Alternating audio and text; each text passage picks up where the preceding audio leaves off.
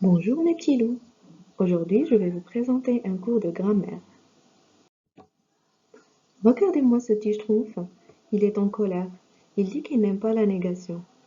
Mais je crois savoir pourquoi. Eh bien, tout simplement parce qu'il n'arrive pas à comprendre cette notion. Vous et moi allons lui expliquer. Et pour cela, on va faire simple. D'abord, je vais vous lire ces deux phrases. Piéton, vous devez respecter les passages pour piétons. Vous ne devez pas traverser en diagonale à un carrefour. Je reprends. Piétons, vous devez respecter les passages pour piétons. Vous ne devez pas traverser en diagonale à un carrefour. Alors, que conseille-t-on aux piétons dans la première phrase? Si vous m'avez répondu « On conseille aux piétons de respecter les passages piétons », ce serait une bonne réponse. Et dans la deuxième phrase, que conseille-t-on aux piétons? Eh bien, si vous m'avez répondu « On conseille aux piétons de ne pas traverser en diagonale », ce serait aussi une bonne réponse. Ce sont deux phrases impératives qui se veulent donner des conseils, que ce soit la première ou la deuxième phrase. Mais il y a une petite différence entre les deux phrases. Alors, quelle est cette différence, à votre avis? Oui, il y a ne pas dans la deuxième phrase. Alors, comment s'appelle une phrase qui contient ne pas? Une phrase négative. Très bien. Et une phrase qui ne contient pas ne pas, on l'appelle comment? Eh bien, c'est une phrase affirmative. Cela dit que la première phrase, c'est une phrase affirmative et la deuxième phrase, c'est une phrase négative. Vous allez me demander, mais comment on peut construire une phrase négative? Eh bien, c'est très simple, comme un sandwich d'ailleurs. On met le verbe entre ne et pas, et voilà notre sandwich, il est prêt.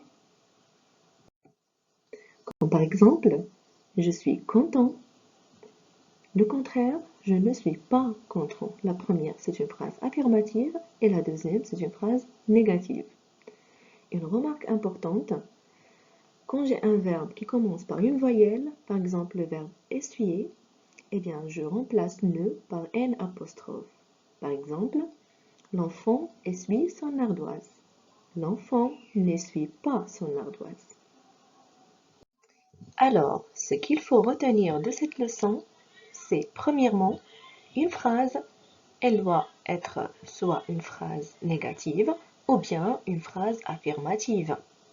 Deuxièmement, la phrase affirmative peut devenir une phrase négative et vice-versa.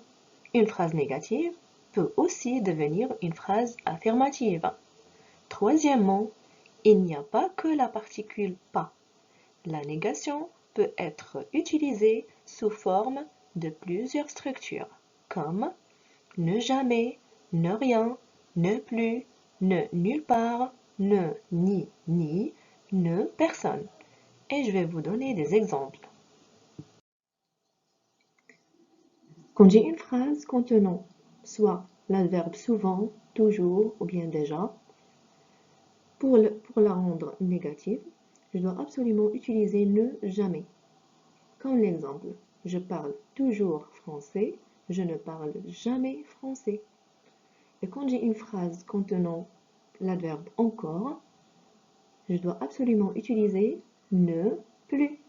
Comme par exemple, je suis encore à la maison, je ne suis plus à la maison. Et quand j'ai une phrase contenant tout ou quelque chose, par exemple, je dois utiliser rien, ne rien. Par exemple, je vois un oiseau, je ne vois rien. Et quand j'ai une phrase où il y a quelqu'un, des personnes, des gens, je dois absolument utiliser personne, ne personne. Par exemple, j'ai rencontré un ami, je n'ai rencontré personne. Et les phrases où il y a partout ou bien quelque part, je dois dire nulle part. Par exemple, il va quelque part, il ne va nulle part.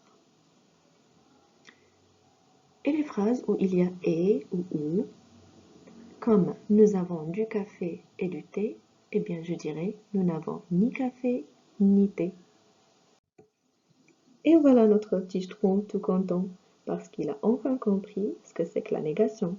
Sur ce, je vous laisse et vous donne rendez-vous pour un autre cours.